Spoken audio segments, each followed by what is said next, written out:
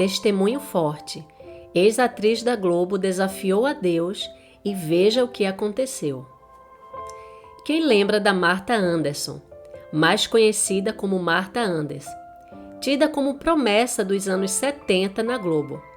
A Martha era uma figurante emblemática, tanto do cinema quanto da televisão. Ficou muito conhecida pelos grandes trabalhos da década de 70, que estão títulos como O Bem Amado, de 1973, O Espigão, de 1974, Sem Lenço e Sem Documento, de 77, e O Pulo do Gato, de 78. Entretanto, tudo mudou quando Martha descobriu um câncer aos 29 anos, que deixou seu rosto completamente desfigurado. Na época em que tudo aconteceu, os jornais estamparam o tumor do tamanho de uma laranja, que causava um efeito no rosto da ex-global, semelhante a um derretimento. A partir daí, a sua vida nunca mais foi a mesma.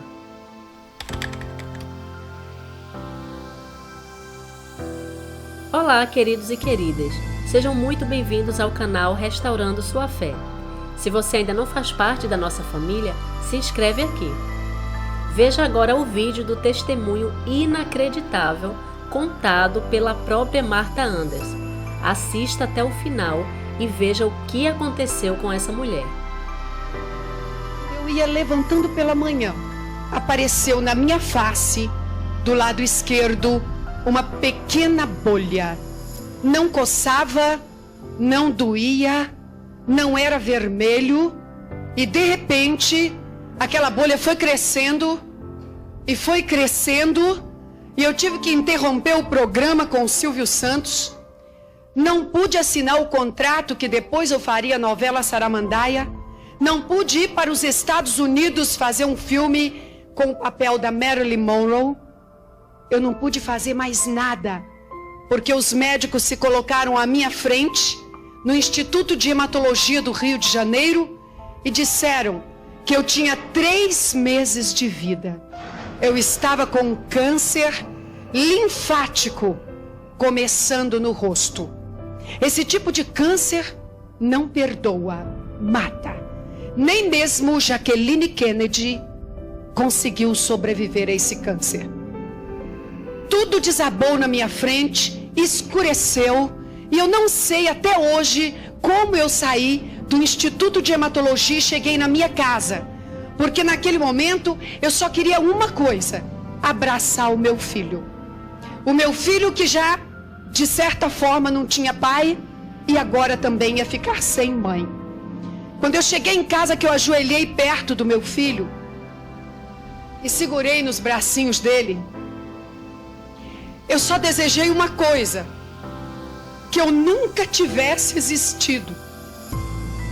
Pior do que a morte que eu ia ter, totalmente coberta de chagas, o pior de tudo era a ausência do meu único filho.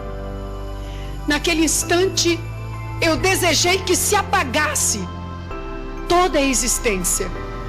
Fiquei olhando para ele, imaginando ele levar uma flor para mim no dia de finados e no Natal ele ia sentir que a mãe dele não estaria ali nas festas da família. Eu levantei dali disposta a prorrogar a minha vida o máximo que eu pudesse, para poder ficar um pouquinho mais perto do meu filho. Só por isso. E perto da minha família, que eu amo muito, sempre fui muito amorosa. A carreira desabou. Puseram outras pessoas no meu lugar. Doente tem que ficar de lado, ninguém liga. Os namorados sumiram e o dinheiro foi acabando com medicamentos, com remédios. E eu cheguei num ponto tão terrível que eu cheguei a roubar medicamentos. Não tinha mais dinheiro para nada. móveis, nada. Até que a bolha cresceu tanto na minha face do lado esquerdo, que rompeu a carne, era o nódulo primário do câncer, e começou a escorrer pelo meu pescoço, pus, linfa e pedaços da minha face. A minha boca veio parar aqui, com o nariz também. Fiquei cega da vista esquerda, tendo que usar um chapéu de palha, porque se eu tirasse o chapéu, os bichos voavam em mim. Aquela mulher que tinha sido Missy, uma das mulheres mais lindas do mundo, apontada pela imprensa brasileira, tinha virado um trapo humano, inchada e com dores tão terríveis que muitas vezes, fechando a boca, eu me arrastava e colocava minha cabeça dentro do congelador para aliviar os tumores da face. O tamanho dos tumores eram 10 centímetros de altura cada um deles. E eram 3 nódulos só na face. A minha cabeça pendeu de lado. O tumor da mama foi varando meu corpo de fora a fora, as costas, por dentro do corpo. E para vocês terem uma ideia, o cantor Leandro morreu com um nódulo do tamanho de uma laranja. Eu tinha só na face 3. Abandonada, nas filas de indigentes. Um médico bondoso me deu um quarto para morrer na Santa Casa, quando eu estava completamente esquecida. E eu fui. Neste quarto, depois de durante aqueles meses todos, eu ter ido a todas as religiões, eu frequentei o espiritismo da mais alta linha kardecista da mentalização, até a linha de Nagô de Pólvora. Eu fiz promessa para todos os santos que eu era devota. Eu sempre fui dedicada na religião desde menina. Nada adiantou. Cada vez eu piorava mais quando eu botava a mão nos nódulos de manhã, em cima daquele curativo que parecia um saco que eu fazia. Os tumores estavam maiores ainda. Não havia esperança nenhuma. Eu tinha que morrer, e ainda, segundo as religiões que eu era estudiosa e professava, eu tinha que morrer conformada, suportando a dor, porque diziam que na outra encarnação eu viria mais feliz. E que o meu karma era muito pesado, o meu fardo era desesperador, e que eu me conformasse porque não tinha jeito. Na Santa Casa de Misericórdia, nesse quarto que me deram para morrer, eu já estava em pânico, no maior desespero da minha vida, quando os médicos chegaram para me preparar para no outro dia me entubarem. Chamaram a minha mãe, que sofreu muito com isso. Mandaram ir ao Espírito Santo pegar a família para as despedidas. E foi quando eu resolvi escrever um bilhete de despedida para o meu único filho. E botei assim: querido filho, não venha mais vir me ver.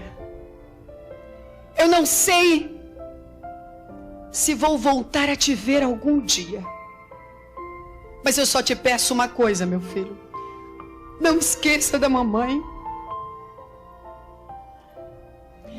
E seja honesto. Eu pedi para ele ser honesto. E não deixei que ele fosse me ver mais. Naquela noite, eu chorei tanto na Santa Casa. Os médicos não tinham mais coragem de olhar para mim. Mas eu chorei tanto, tanto.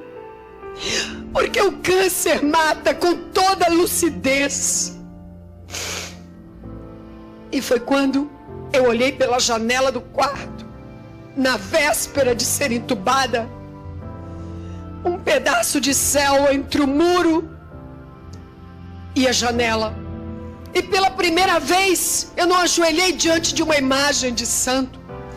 E pela primeira vez também eu não estava falando diante de um médium incorporado com um espírito de morto, ou com um guia, um avatar, uma entidade. Pela primeira vez eu olhei aquele céu e disse: Deus não existe. Se Deus existisse, por que eu estaria aqui sofrendo desse jeito? Vai ver que este universo todo é por acaso que existe. E se existe uma mente racional que criou o cosmos, será que Ele me ouviria aqui na Santa Casa? Um micro-organismo aqui no planetinha Terra, o terceiro planeta de um sistema solar tão insignificante como o nosso. Mas como é o último fôlego, eu vou morrer. Mas eu vou morrer sabendo se Deus existe ou não. E foi quando eu levantei a mão em direção àquele céu azul e gritei: Deus! Será que existe um Deus me ouvindo? Será que existe um Deus que criou as estrelas? Se existe Deus, eu te desafio. Me cura, Deus! Me cura! Mas tem que ser amanhã, viu? Porque se for depois da manhã, eu não acredito mais. Naquela noite, eu não sei que horas eu dormi, e não sei que horas eu fui impelida a sentar no leito da Santa Casa. E quando eu olhei em frente com este olho, porque este estava coberto com as ataduras que por aqui eu vi a altura dos tumores, 10 centímetros. Quando eu fui impelida que sentei, que olhei em frente, eu não estava mais na Santa Casa de Misericórdia. E a primeira coisa que eu pensei foi: que sonho lindo. Eu estava viajando pelo universo, pelo meio das estrelas do Deus que eu desafiei. Foi quando eu pensei: não é possível, isso é um sonho. Eu não tinha dor. A dor do câncer é a coisa mais terrível que existe. Dá vontade de gritar a ponto de explodir. Pois eu não tinha dor alguma. Sentia um bem-estar muito grande. Eu estava dentro de um compartimento sólido de alguma coisa muito grande que estava viajando bem longe da Terra. E alguma coisa me tocou, me traspassou, como uma mão invisível. Terceira, quarta vez eu percebi que alguém estava querendo falar comigo. Foi quando eu disse: Deus, é o Senhor? É o Senhor? Eu te desafiei. Então o Senhor existe? Me tocou de novo. Falei: o Senhor não fala como nós. O Senhor fala por impressões. Então vamos fazer o seguinte, Deus. Eu falo e o Senhor me toca. Me diga uma coisa, Deus. Por que o Senhor quer me matar? O que eu te fiz? Por que o Senhor fez eu tão linda e destrói? Nada respondeu, me tocou de novo. Aquele choque, aquela energia sobrenatural que eu jamais tinha experimentado em toda a minha vida. E foi quando eu disse: vamos fazer um trato, Deus. O Senhor me desculpe se eu te ofendi em alguma coisa. Agora, por favor, Deus, se o Senhor me curar e me devolver lá na terra, eu te prometo que eu vou te defender aonde quer que me chamarem e aonde quer que eu vá. Vou dedicar minha vida a te defender. Na mesma hora houve um estrondo, um estalo. Eu apareci sentada no leito da Santa Casa, com as pernas ainda balançando, e a enfermeira de plantão veio, abriu a porta, porque o estrondo foi audível em toda a enfermaria 11. E ela disse: Marta Anders, que estrondo foi esse? Eu disse: não sei. Encolhi de novo em cima da cama e disse: Deus, Deus, me faça dormir novamente. Deixa eu entrar nesse sonho e não acordar nunca mais. Eu não quero viver mais nem um dia de tanto sofrimento. E dormi, aquele sonho sem sonhos, aquele sonho da inexistência. Só que a triste realidade aconteceu logo depois. Eu ouvi o barulho da maçaneta da porta do quarto. Eram os médicos de rotina para me entubarem. E eu pensei: que coisa triste. Foi tudo um sonho. Que desespero, vou ter que enfrentar a morte. Sentei e estiquei o braço para que eles colocassem a agulha e eles não me tocaram. Esperei mais um pouquinho para eles amarrarem a borracha, não me tocaram. Quando eu abri este olho, os 4 jovens médicos acadêmicos tinham entrado dentro do quarto e como eles entraram, ficaram paralisados olhando para mim. Aí eu é que fiquei com medo e vim com a mão na face. O que será que aconteceu?